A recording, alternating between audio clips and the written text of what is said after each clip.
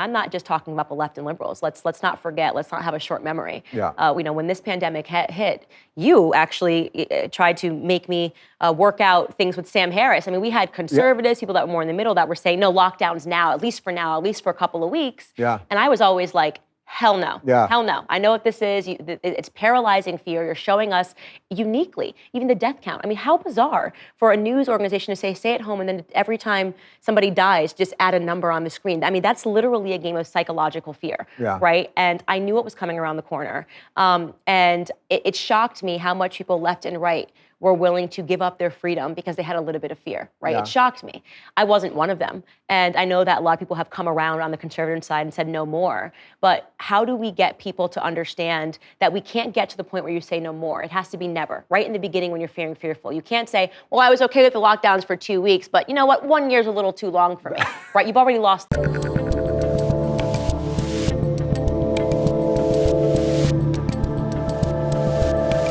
All right, we are on location on the set of Candace, and I'm with Candace Owens on your set, lady. Not too shabby.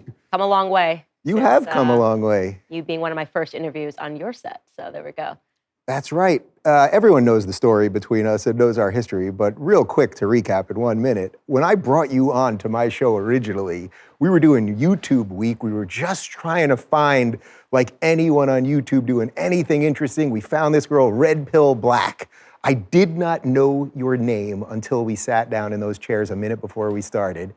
And now you've basically like lit the world on fire. Yeah, it's crazy to think back, like so much I didn't even know then. Like I obviously was not looking to get into politics. And if I look back on the interview, I feel so young, like so not really knowing what I was stumbling upon, but knowing I kind of had this feeling that something was really wrong and I had been lied to. And wow, what a whirlwind it's been over the last 4 years. So out of all the people that I've interviewed, and we've talked about this many times privately, but out of all the people that I interviewed, we finished that first interview. I turned to David, I was like, that girl is going to be a superstar. It was just so obvious. But did you have this plan at all? Like, I know you were kind of curious and you were figuring it out, and there were one or two things that I asked you about politics that you were kind of like, I don't know yet, I don't want to comment on that yet, which I thought was pretty impressive, actually. But you have just like marched forward. The machine has tried to destroy you how many times now? Yeah. You keep a running count? Definitely have lost count. And I think, again, kind of hinting at the naivety of that first interview, which is really beautiful to watch, is that I just never could have imagined that people would try to destroy me. I never would have imagined even that I wasn't allowed to not have an opinion on some things, that I wasn't allowed to grow as a person and say I'm still learning, because I was still learning. I had ideas and feelings about things, but I didn't really have the facts on my side. And I had no idea that when you're in politics, it's just not, they're just looking to expose you, and she's a fake, she's a fraud, oh look, she doesn't know this, she's stupid. So I had to grow up pretty quick, and really kind of sharpen my figurative sword and really get ready and do a lot of studying. But yeah, I could have never imagined. I had no plan. I was just saying what I thought to be real and what I thought to be true. Yeah, and I know that you're not just saying it, because every time I've been with you when we've done road gigs together or whatever, like you've got 10 books with you. We had dinner at your house last night. You're working on farming now. Like you're always just trying to learn more and more. And I will be welcomed at your off-location site, right? When the grid goes down and everything else when happens. the grid goes down, I actually, as you just hinted on, like I'm kind of going through this thing now where I realize that, we are all dependents and we are all on welfare if we don't know how to grow our own food and support ourselves. And I think that really speaks to the drama of this administration, of realizing that, I know a lot of Americans empathize with the idea that we feel like we're losing our country and that we really have communists in the White House. Yeah. And we are watching all of Americans be depressed. And in that vein, I said to myself, if this really does hit, right? If we are suddenly living in a communist country in 3 years, 4 years, however you want to call it, can I fend for myself? 2 months, I think. Yeah, 2 months, right. Yeah. Can I fend for myself? Can I grow my own food? What do I know about living off of the land? So that is something, that I'm just now learning now, and what better place to do it than in Tennessee, right? I mean, where everybody's, farming, hunting. So yeah, that's kind of another thing that I'm exploring now. Can you believe that you live in Tennessee? I mean, I said to you guys last night, like you so are obviously in the right place. You're so happy, and the house is great, and little George is great. Like you've just embraced it. But do you kind of sit back and go, wow, I ended up in Tennessee 5 years ago, little YouTuber from Philly, like, and here I am now. Yeah, and on your own set with your own crew and the whole thing. Married to an Englishman in Tennessee. If you had said to me that first day that we sat down, like, here's what's gonna happen. You're gonna end up living in Nashville, Tennessee, and you're gonna be married to an Englishman that you'll have gotten to engaged to after 2 weeks Yeah. of knowing each other. I would have thought you were nuts, and my life has been pretty nuts and pretty unpredictable. Tennessee, in my heart, I think I maybe thought I would end up in Texas. I love Texas. I love the Texans. And obviously, opportunity came knocking in Tennessee.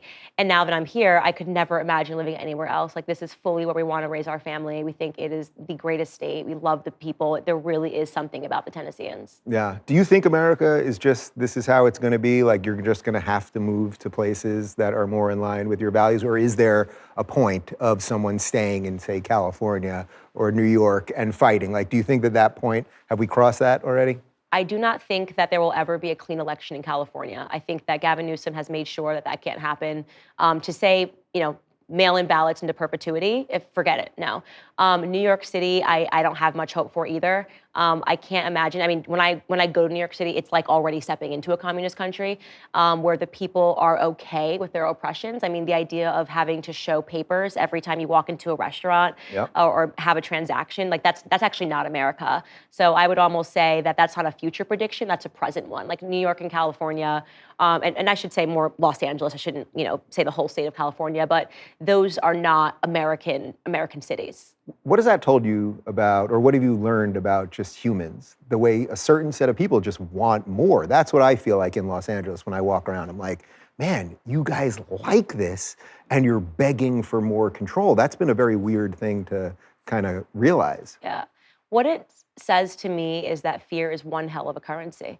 And I have been hitting on this on my own show, making people aware of the fact that the second somebody can identify what it is that you are fearful over, they can exert control over you. And I don't think that we have ever seen that displayed more than in the COVID-19 circumstances. And I'm not just talking about the left and liberals. Let's not forget, let's not have a short memory. Yeah. When this pandemic hit, you actually tried to make me work out things with Sam Harris. We had conservatives, people that were more in the middle that were saying, no, lockdowns now, at least for a couple of weeks. Yeah. And I was always like, hell no. Yeah. Hell no. I know what this is. It's paralyzing fear. You're showing us uniquely, even the death count. How bizarre for a news organization to say, stay at home, and then every time somebody dies, just add a number on the screen. That's literally a game of psychological fear, right? And I knew it was coming around the corner. And it shocked me how much people left and right were willing to give up their freedom because they had a little bit of fear, right? Yeah. It shocked me.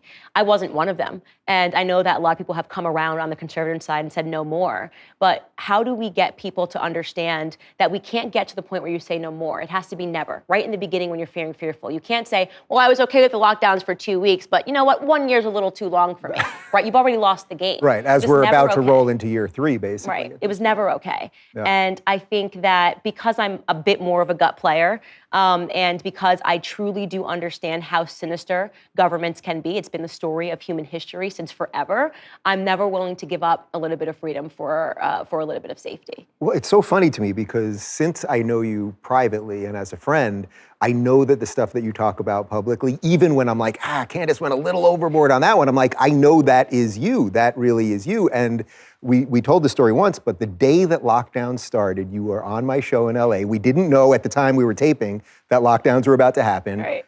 You were literally coughing up blood. You were coughing up blood. Your friend or your assistant at the time was there also. She was sick. Yeah. David's looking at me like, we're gonna be trapped in the house for months with Candace. She's gonna die here, like it's all over. But you were just like, no, I don't have COVID, I'm fine. Like it has something to do with the pillows at the hotel. Yeah, I was and everyone's insane and I'm gonna get the hell out of here. Yeah, that was so funny actually in retrospect, like the worst timing of me having an allergic reaction to feathered pillows and like your husband was not buying it. He's like, no, she's dying. Like Googling like to see like what was happening. But yeah, and that was actually the last event I did before they sort of locked down everything. And all my events, necessarily got canceled, but not because of me. I attended everything. I was pregnant during COVID. I traveled the country. I traveled the world. I went to Croatia. I went to England. I just did not have this fear. I can't explain it. It was too convenient. And it also obviously didn't help their case that they had predicted the coronavirus pandemic, the World Economic Forum a year prior. I think what we're dealing with right now is a very sinister, evil globalist agenda. And that is not a conspiracy. I think that is a fact. And they want to exert control over every single element of our lives. And unfortunately, you have people that are pliable to that control because they're fearful, and also people that are just lazy. So one element is that people are happy to be controlled because they're fearful. The other element is because control is easy. If you don't have to think for yourself and somebody just plugs you into a system and says, do this, freedom is hard. Freedom is hard work. Personal responsibility is hard. Growing your own vegetables, hey, that's pretty hard, right? It's kind of easy to just go to the grocery store and have it being prepared. Yeah. People don't like to do things that are difficult. They want things to be handed easily for them, and that's why we have, the extraordinary welfare system that we have. Why are you not afraid? I know you're not, but everyone is basically afraid, seemingly. But I don't know, is it your wiring? Is it something you learned very early on? Like, why do you always, you see the thing in the distance and you just go right to it? For as many times as Twitter tried to take you out, or New York Times, or whoever it is, you just keep going and going and going. Yeah, I get that question all the time. And the truth is that, like, I'm my granddaddy's granddaughter. He just was a tough guy. He just passed in September. I obviously dedicated my book to him, my first book to him. And, I have just always looked at my life in comparison to his. And it's the reason why when people talk about their oppression, I think of a man who grew up in segregated South, who never, ever, ever spoke about being oppressed, never spoke about why people were racist, never spoke about how the white man was after him. He just got up every day and he worked. And he did that from the time he was 5 years old on a sharecropping farm. I find this generation of individuals to be a little bit pathetic. I think we're a little bit pathetic. I think, the greatest generation that ever lived, yielded the most pathetic generation that's ever lived, which is we're walking among us today. We just can't do anything for ourselves, and I don't want to be that. And the other thing is, I'm just wired this way. I was like this since I was a little girl. My parents always tell stories about me, like I was just one of those precocious kids that just never allowed an adult to tell me what to do without reason. I never responded to arbitrary authority. Like, I was one of those kids that if your parents were like, well, clean your bed or Santa's not going to come, I would say, like, you tell him not to come, right? And so they were always laughing and having to close the door to reprimand me because I was kind of like this little adult. And I think in my character is really just that I respect authority, but the authority can't be arbitrary. It needs to make sense. And if it doesn't make sense, you're okay with it, then that sets up the grounds for slavery. And I'm not a slave. You are not a slave. That is for sure. But will you be a politician? Will I be a politician? I get this question all the time, and I used to say no, and now I say never say never. I've had those conversations with my husband before about what it would actually mean. And I definitely would never be in Congress, I can tell you. Absolutely not. I've done 2 of those hearings. I would rather honestly pull out all of my fingernails. That was one of your best moments. The one with you and Ted Lieu was like really incredible. And then remember, we had that event. I don't even remember where we were that night, but like you left that event, you destroyed everyone there. Yeah. And then you just go on with your life. Bye. Yeah. These people are just are real losers setting up all these hearings. But are you nervous in any of those things? Like, I do this for a living too, and I don't really get nervous, but I haven't sat in front of Congress and you know what? And just destroyed them. Well, let me tell you something. Congress works for you, not the other way around. I actually think that the way that whole little auditorium is set up is wrong. Why are they above me? Yeah. I should be literally there. They're literally above you, and I believe that we should literally be above them. I don't even like the way it's set up. And this is the idea. We've gotten this idea that they're above us. They're not. They literally work for us. And the majority of them on the Democrat side are a bunch of scumbags. And they're working to destroy this country. They've sold us out. A lot of them have been in D.C. forever and are just corrupt and trying to fill their own pockets. So I had no fear. I was angry at the obvious setup and the attempt to play me. And I was happy that I was able to expose them for what they were. But I don't have fear, of people that are essentially my employees. Do you have anyone that you've been trying to talk to get into a debate with that has refused them? There's got to be some, but you've done a couple of these, like with Russell Brand, who you had major differences with, and a couple other people. I find it very hard to get these people to talk at this point because we are racist, homophobic bigots. Is there anyone like that's like on your list that you feel like if you could just get them to break, maybe it would do something really big? Not anymore, because obviously there's just been this long frustration with realizing that they love to talk about you to garner clicks, but when you say, hey, show up, if you're about it, show up, they always say no. I think even last week we invited Ana Kasparian. I think she's dedicated hours and hours hours of coverage of me, and I have dedicated literally 0 seconds of coverage to her. And I said, okay, let's have her on the show and have a civil conversation. And she declined. So Russell Brand is an amazing human being. He really is. And he's saying stuff. The reason why he was willing to host me and is willing to host others is because he genuinely believed what he was saying, right? If you genuinely believe what you are saying, even if it's wrong, but you believe it to be true, I can deal with that, right? And we can talk and we can have a conversation because we both want to become better and we both want to discover the truth. If you know what you are saying is a lie, and you tell that lie day in and day out, you have to hide, right? Because you can't face yourself and you can't face the truth. So I always think that kind of marks the difference in the personalities that we see on the left, and there's not too many of them that are willing to sit down with people on the right. Has some of that sort of translated to how you do your show? Because you're doing something that I'm trying to do as well, which is not make people crazy. I'm really not. I'm actually trying to do the reverse. I want people, if they watch, by the end to be like, I laughed a couple times, like, oh, I thought about this, but I'm not like insane. And almost everyone now that's in our space is almost designed to make everybody crazy. It's actually funny you say that because I would say about 5 episodes ago, maybe a few more, I kind of sat down with the team and I said, let's make this show more positive, right? Because the feeling that I was getting of even reporting on some of this stuff was just getting so depressing and so overwhelming. And I was like, there's a way to still tell people what's going on without people walking away feeling like, we're going to lose this country. And the truth is that I'm hopeful and I'm optimistic, or I wouldn't get up in the morning. Yeah. If I genuinely thought that we had no shot at winning, what would be my incentive for getting up in the morning and doing this and producing the show? And same for you, right? Yeah. What would be your incentive? And I know I mentioned this to you last night, but there's also this element of realizing that the reason why they've been so obviously corrupt, right? It's never been more in your face. Hey, we're just gonna teach your kids pornography, right? Parents, you're domestic terrorists. Like, this is like wild. This is not even a good strategy for the left to do this, right? Well, they're losing control. And when Barack Obama was president, they didn't need to censor. They didn't need to kick people off of platforms, didn't need any of that because they actually owned the narrative. They were winning. In 2008, the Democrat Party was legitimately winning, right? They didn't need to say mail-in ballots forever or anything weird because they were legitimately winning and we were all asleep. Me being among them, you being among them, completely asleep at the wheel. Well, now things have changed. And because of that change, because they feel like they're losing grip, they're becoming more desperate. So I tell people to remain optimistic and inspired by their desperation.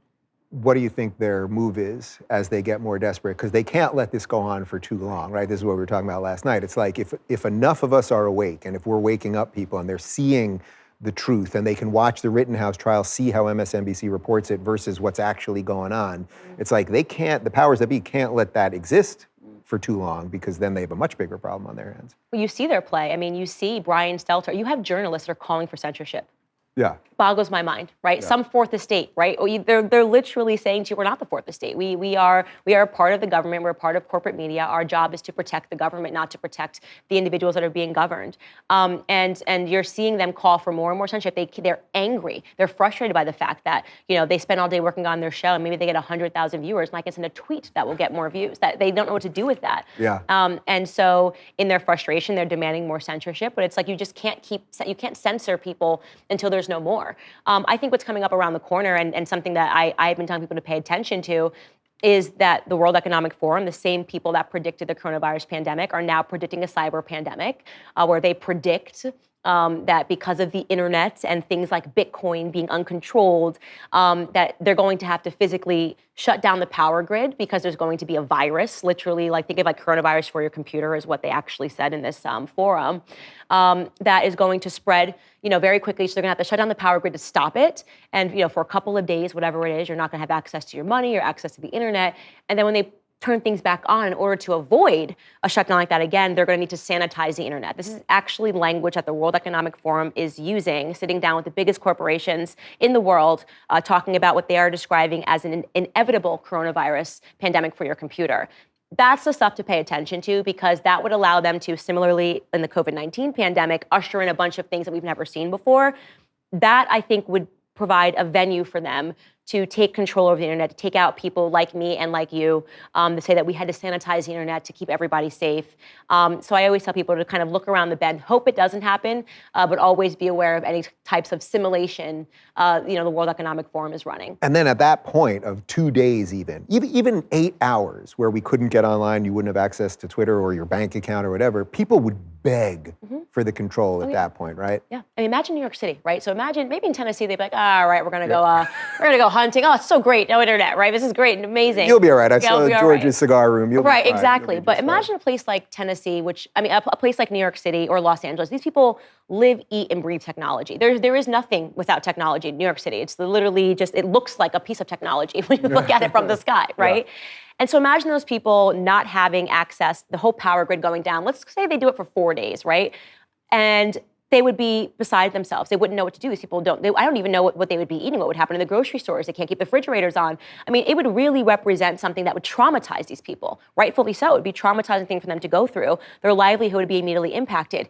And when that power grid went back on, if the government said, now you have access to your money, everything's back, but here's what we have to do to make sure that 4 days never happens again, they will be the first in line, right? Just like they were the first in line for the vaccine cards, don't let us go into restaurants, because they will be so paralyzed by fear. These individuals will then be begging the government for more censorship, begging the government to sanitize the internet, begging, saying, whatever freedoms you have to take away from me, take it. I just want to make sure that never happens again. Back to our thesis here about fear and how that as a driver is the biggest threat to humanity and freedom for humanity. All right, so we only got a couple minutes left because you got a show and I'm going to do your show. Right. Very exciting. There's all these people here. We should do another show. So in like 3 minutes or so, what else is kind of on your mind? Or maybe just like more, give me like Candace, the Candace that I know, not the Candace that everybody else knows. Yeah, I think for me, the next few years, every day really is about family for me. I don't think people really get to see the personal side of me because you can't let them in politics. They're just evil. Yeah. But I try to just tell everybody that family is the most important thing every single day. And I try to, if I can prescribe anything upon the world, it would be read the Bible, not because you need to be religious, but because it has good values. You know what I mean? Read the Bible as you would read Aesop's fables, right? There's just good moralities and lessons in there. And I definitely am someone that I'll just peruse and read things. And you go through the scriptures and you realize that, you walk away with an understanding that evil is evil and it can always get more evil, but in the end, goodness wins. And I think that we have to understand that nothing is going to change until we take care of our households first. Maybe this is the Jordan Peterson, make your bed, right? Yeah. So invest that time when the world seems evil, invest that time in making your home a better place and making good personal and individual decisions. And I think that enough of us do that and we save this place. I got to tell you, Candace, it's weird because we do this publicly and privately, so there's this odd lens around it sort of in a public sense, but I am just I'm so proud of you. It's that's what I feel when I'm with you. I feel like you're doing something real. And so many people that I've come across in this, it's not real, it's fake, or it's so true. Confused, or it's muddled or something, and you're the real deal. And it's very cool that I'm part of the event. Still the same person, right? Can you give me credit for that? And you love chicken parm. That's something people don't know about you. You love a good chicken parm. I love all chicken. That's why I want chickens, actually. My husband says I can't have them in this house, but we'll see. I know how the game works with wives. We wear them down in the end. I will have those chickens. If you're looking for more honest and thoughtful conversations about politics instead of nonstop yelling, check out our politics playlist. And if you want to watch full interviews on a variety of topics, watch our full episode playlist all right over here. And to get notified of all future videos, be sure to subscribe and click the notification bell.